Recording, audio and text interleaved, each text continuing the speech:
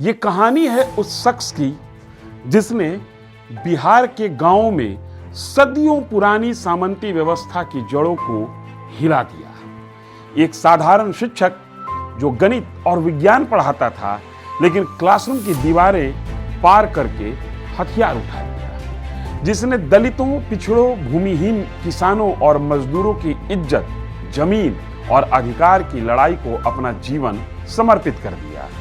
उसका नाम था जगदीश महतो, जिन्हें पूरा बिहार प्यार से मास्टर साहब या मास्टर जगदीश कहता था।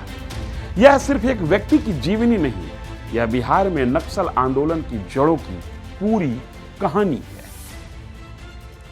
नमस्कार, मेरा नाम है धीरेन्द्र और आप मेरे साथ देखना शुरू कर चुके हैं न्यूज फॉर नेशन की खास पेशकश शख्सियत। ये कहानी है उन लोगों की, The architects of our tomorrow. शख्सियत। कैसे 1967 के नक्सलवाड़ी विद्रोह की चिंगारी पश्चिम बंगाल से निकलकर शाहाबाद, जो कि आज का भोजपुर या आरा है, वहां तक पहुंची और कैसे एक शिक्षक ने उसे भड़काकर पूरे इलाके को आग की लपटों में बदल दिया।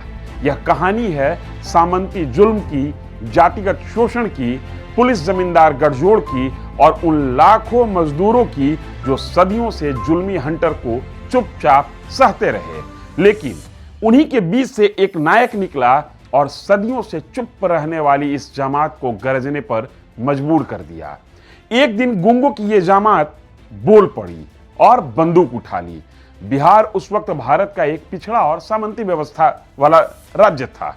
हालांकि आजादी आ गई थी, लेकिन बिहार में पुरानी व्यवस्था कायम थी। स्वतंत्रता के बाद जमींदारी प्रथा तो खत्म हो गई, लेकिन असल में कुछ नहीं बदला था। अगड़ी जातियां जैसे राजपूत, भूमिहार, ब्राह्मण और कायस्थ जमींदारों का कब्जा गांव और ग्रामीण व्यवस्था पर कायम रहा। दलित, यादव, कुर्मी, कोयरी, मुसहर और अन्य पिछड़ी जातियों के लिए लोग बेगारी करते थे। मजदूरी चने के दानों या घास में मिलती। औरतों पर जुल्म रोज का हिस्सा था। डोला प्रथा के नाम पर जबरन उठा ले जाना, बलात्कार, घरों में घुसकर अत्याचार, चुनाव में बूथ कैप्चरिंग, वोटों की लूट, पुलिस का जमींदारों के साथ होना। ऐसे माहौल में नक्सलवाड़ी की खबर आई। चारू मजुमदार, कन्नू सन्याल और जंगली संथाल के नेतृत्व में किसानों ने जमींदारों के खिलाफ सशस्त्र विद्रोह किया, माओ विचारधारा अपनाई। सत्ता बंदूक की नली से निकलती है। यह आंदोलन जल्दी ही बिहार पहुंच गया, लेकिन बिहार का नक्सल सिर्फ माओवाद की नकल नहीं करता था, यहां जाति और वर्ग दोनों की लड़ाई बन गया। मास्टर जगदीश ने इसे हरिजनिस्तान का सपना दिया, जहां दलितों को जमीन, इज्जत और सत्ता मिले।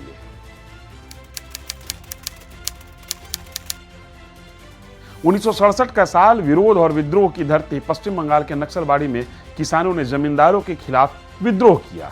यह विद्रोह भारत के ग्रामीण इलाकों में आग की तरह फैल गई। बिहार में यह सबसे पहले शाहाबाद में लगी, शाहाबाद जिसे बाद में भोजपुर कहा गया।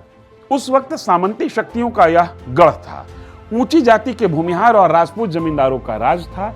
जमींदारी उन्मूलन कानून के बावजूद जमींदारों ने अपनी जमीनें बेनामी कर ली। कागज पर ना सही, हकीकत में इन इलाकों में सवर्णों की हुकूमत आजादी के 20 साल बीतने के बाद भी कायम थी। वे निजी सेनाएं रखते थे, गोलबंदी, लाठियां, बंदूकें। दलित मजदूरों को खेतों में काम करने के लिए मजबूर किया जाता था और अगर कोई विरोध करता तो उसका घर जलाया जाता, औरतों का अपमान किया जाता। मुसहर, चमार, दुसाद जैसे दलित समुदाय सबसे ज्यादा शोषित थे। नक्सलवाड़ी की चिंगारी भोजपुर पहुंची तो यहाँ के युवा, खासकर शिक्षित, पिछड़े और दलित वर्ग इससे जुड़ गए। लेकिन मास्टर जगदीश ने इसे अनोखा रूप दिया। उन्होंने मार्क्सवाद को अंबेडकरवाद से जोड़ा। केवल वर्ग संघर्ष काफी नहीं, जाति का सफाया भी जरूरी है।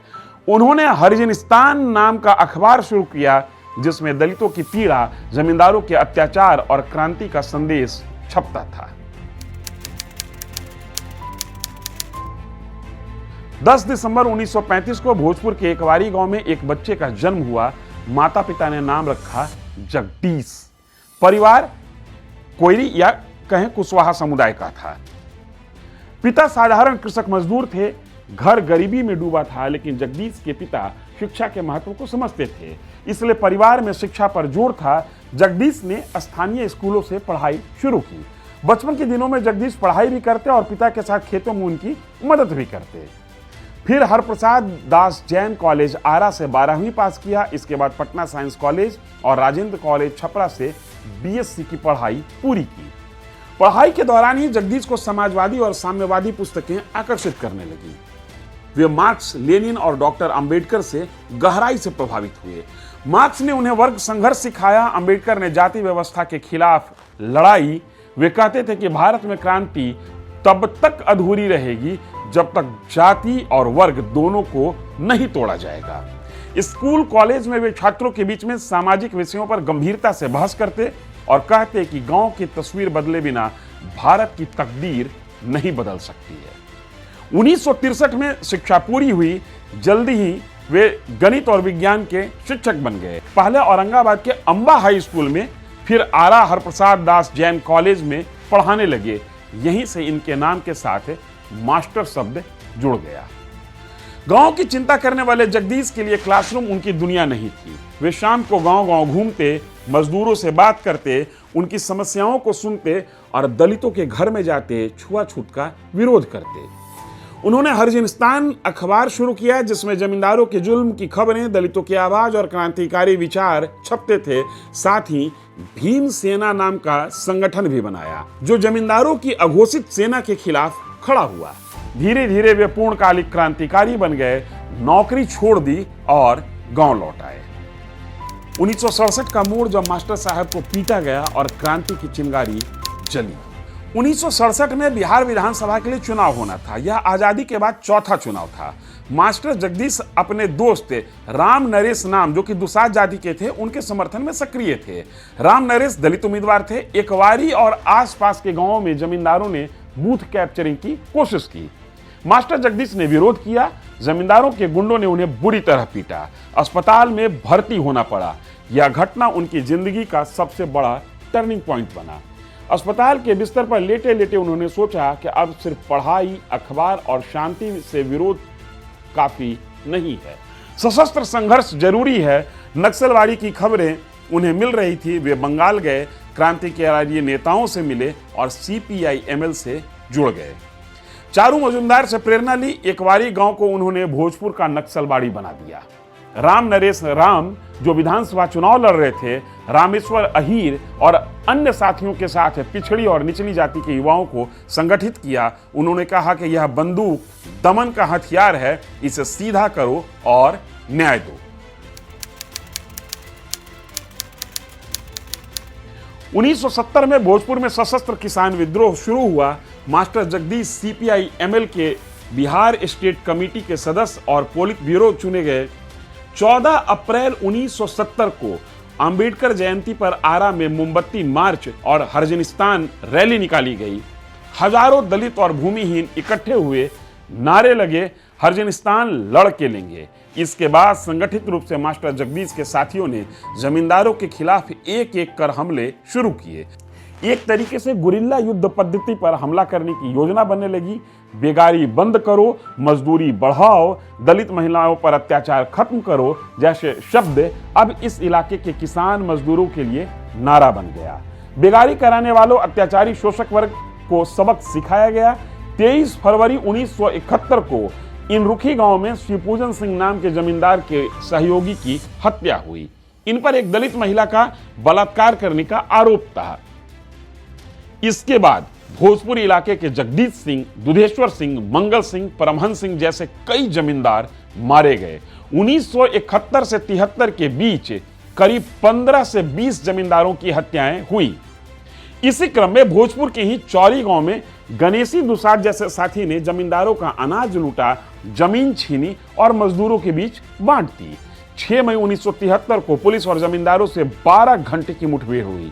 पुलिस की गोली से गणेश दुसाध मारा गया, लेकिन अब तक मास्टर जगदीश का यह आंदोलन 150 से ज्यादा गांवों में फैल चुका था। सहार ब्लॉक का अधिकांश गांव नक्सलियों के साये में आ गया था। नक्सली दस्ता में महिलाएं भी सक्रिय हो गईं। वे हथियार लेकर जमींदारों के खिलाफ खड़ी हो गईं। पूरे भोजपुर के 9 ब्लॉकों में आंदोलन फैल गया। जमींदारों ने भी निजी सेना बना जवाबी हमले किए। पुलिस का दमन भी बढ़ा और 1974 में कई नक्सली साथी मारे गए। इमरजेंसी के दौरान दमन और तेज हुआ, लेकिन आंदोलन रुका नहीं। मास्टर साहब कहते थे, हमारी लड़ाई गरीबों के लिए है, उनके खिलाफ नहीं। एक बार भीड़ ने उन्हें दस्यु समझकर घेर लिया। उन्होंने साथी को गोली चलाने से मना किया। उनके नेतृत्व में दलितों ने पहली बार इज्जत महसूस की। स्कूल जाने वाली लड़कियां बाजार जा सकने लगी। महिलाएं वोट की आजादी। ये छोटी छोटी जीतें बड़ी क्रांति का आधार बनी। उनके जन्मदिन पर 10 दिसंबर 1972 को बिहिया बाजार में जमींदारों की साजिश में मास्टर जगदीश और उनके साथी राम नारायण राम को मार दिया गया। कुछ रिपोर्ट्स कहती है कि मुसहर भीड़ ने उन्हें गलती से दस्यु समझ लिया, लेकिन असल साजिश जमींदारों और उनके गुंडों की थी। मरते वक्त उन्होंने कहा, अब ऊंची जाति के जमींदार दलित महिलाओं को छूने की हिम्मत नहीं करेंगे। उनकी शहादत ने पूरे भोजपुर को झकझोर दिया। हजारों लोग शोक में डूब गए। इस बीच मास्टर साहब की यह मुहिम लोकतांत्रिक तरीके से भी आगे बढ़ने लगी। 1982 में दिल्ली में वी सुब्बा राव और नागभूषण पटनायक के नेतृत्व में आईपीएफ का गठन हुआ। यह संगठन बिहार में सीपीआई एमएल की छांव में लोकतांत्रिक लड़ाई लड़ती।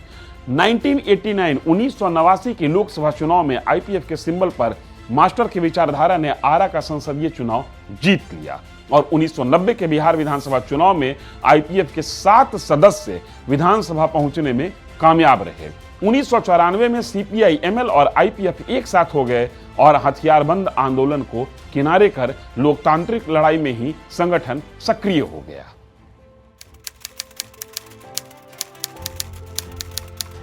मास्टर जगदीश की मौत के बाद भी आंदोलन चला। 1980-90 के दशक में रणवीर सेना जैसे जमींदारों की निजी आर्मी ने नरसंहार किए, लेकिन निचली जातियों ने भी जवाब दिया। बिहार लंबे समय तक जातीय नरसंहार का गवाह बना रहा। आज एकवारी गांव शांत है, लेकिन वहां मास्टर जगदीश, रामेश्वर अहीर और राम नरेश राम की मूर्तियां हैं।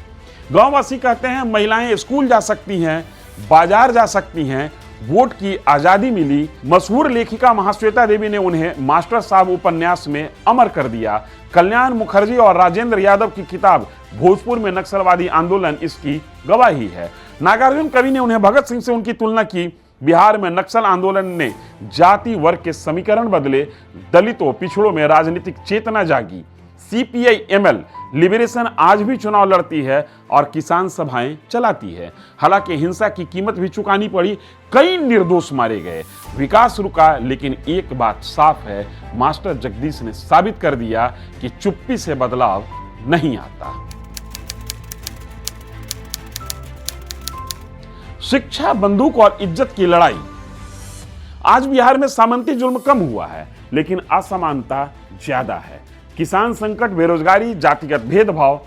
मास्टर जगदीश की जीवनी हमें याद दिलाती है कि इज्जत की लड़ाई कभी खत्म नहीं होती। वे कहते थे, शिक्षा क्रांति का हथियार है, लेकिन जब जुल्म हो तो बंदूक भी जरूरी है। जाति और वर्ग को एक कर इसे हथियार के तौर पर इस्तेमाल करना मास्टर जगदीश की ही सोच थी। दलितों के सम्मान के लिए उन्होंने हरिजनिस्तान जैसे भूखंड की कल्पना की। यह अपने आप में एक क्रांतिकारी सोच थी। उनका नारा था, सत्ता जनता के हाथ में चाहिए, ना कि किताबों में। जमींदारों की जमीन को गरीबों में बांटने की वकालत आचार्य विनोबा भावे के बाद करने वाले मास्टर पहले व्यक्ति थे, लेकिन दोनों के इस कार्य के बीच कार्यशैली के रूप में बड़ा गैप था। आचार्य विनोबा भावे जहां जमीन दान में लेकर गरीबों के बीच बांटने की वकालत करते थे, वहीं मास्टर जगदीश जमींदारों की जमीन छीनकर गरीबों के बीच बांटने की वकालत करने वालों में से एक थे। मास्टर जगदीश का सपना था एक ऐसा समाज जहां जातिगत अपमान, सामंती दमन और आर्थिक शोषण समाप्त हो और सत्ता सम्मान सबसे नीचे के व्यक्ति के हाथ में आए। उन्होंने कभी नैतिक उपदेश पर भरोसा नहीं किया, बल्कि संगठित प्रतिरोध, सशस्त्र आत्मरक्षा और जन जागरण पर जोर दिया। आज भी भोजपुर के गांव में उन्हें सामाजिक बदलाव का नायक कहा जाता है।